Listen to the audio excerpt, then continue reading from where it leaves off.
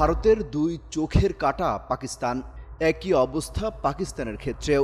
কেউ কাউকে এক চুলও সহ্য করতে পারে না। পান থেকে চুন খসলেই বেজে ওঠে যুদ্ধের দামামা। কাশ্মীর হামলাকে কেন্দ্র করে যুদ্ধের প্রস্তুতি নিয়ে ফেলেছে পাকিস্তান। ভারত এবং পাক সেনাদের মধ্যে সীমান্তে গোলাগুলিও হয়েছে। এমন পরিস্থিতিতে আবারও সামনে আসছে দুই দেশের সামরিক সক্ষমতা। অনেকে হিসাব মিলাতে শুরু করেছেন এই মুহূর্তে যুদ্ধ হলে কে জয়ী হবে বা কে এগিয়ে থাকবে।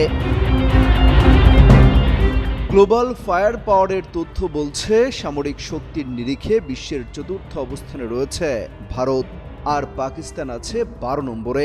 ওয়ালটন আবারও মিলিনিয়ার অফারে ওয়ালটন ফ্রিজ কিনে আপনিও হয়ে যেতে পারেন মিলিয়নিয়ার। মিলিনিয়ার ছড়াছড়ি দেশ জুড়ে, এটা শুধু ওয়ালটেনই পারে। ভারতের মোট সক্রিয় সেনা সংখ্যা 14,55,000, প্যারামিলিটারি আছে 25 লাখেরও বেশি। তবে বিশ্বের সবচেয়ে বেশি জনসংখ্যা রয়েছে এই দেশটিতে। ভারতের মোট জনসংখ্যা 140 কোটিরও বেশি। ফলে এই দেশের রিজার্ভ সেনা সংখ্যার আকারও অনেক বড়।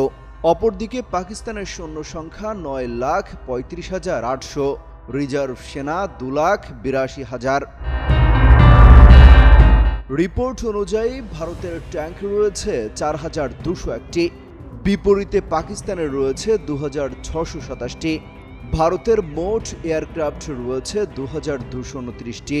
অপরদিকে পাকিস্তানের বহরে আছে 1,399টি।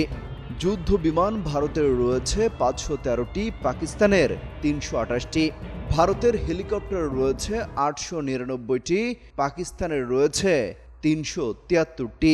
এর মধ্যে ভারতের বহরে অ্যাটাক হেলিকপ্টার রয়েছে মাত্র 80টি, আর পাকিস্তানের হাতে আছে 57টি।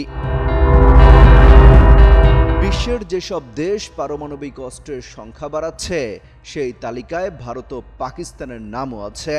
গত মার্চ মাসে এই সংক্রান্ত একটি প্রতিবেদন প্রকাশ করে যুক্তরাষ্ট্রের গবেষণা সংস্থা ফেডারেশন অফ আমেরিকান সায়েন্টিস্ট। সেখানে দাবি করা হয় ভারতের ভাণ্ডারে মজুত রয়েছে 180টি পারমাণবিক অস্ত্র, আর পাকিস্তানের অস্ত্রাগারে আছে 170টি। সার্বিকভাবে বোঝা যায় শক্তির দিক থেকে ভারতীয় সেনাবাহিনী পাকিস্তানের তুলনায় ঢের এগিয়ে। নৌবাহিনীর শক্তিতেও বেশ এগিয়ে ভারত। মোদি বাহিনীর হাতে আছে 18টি সাবমেরিন, আর পাকিস্তানের বহরে আছে মাত্র 8টি। তবে স্বয়ংক্রিয় কামান সংগ্রহের দিক থেকে এগিয়ে রয়েছে পাকিস্তান। তাদের বহরে 662টি আর্টিলারি, সেখানে ভারতের আছে মাত্র 100টি। তবে যুদ্ধ শুধু সামরিক শক্তির উপর নির্ভর করে না। ভৌগোলিক অবস্থান, অর্থনৈতিক সক্ষমতা, সৈনিকদের মনোবল সবকিছুই যুদ্ধে এগিয়ে রাখার ক্ষেত্রে গুরুত্বপূর্ণ ভূমিকা রাখে।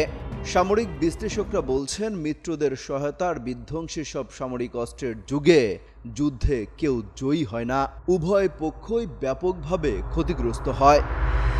অমিত হাসান রবিন, যুগান্তর নিউজ।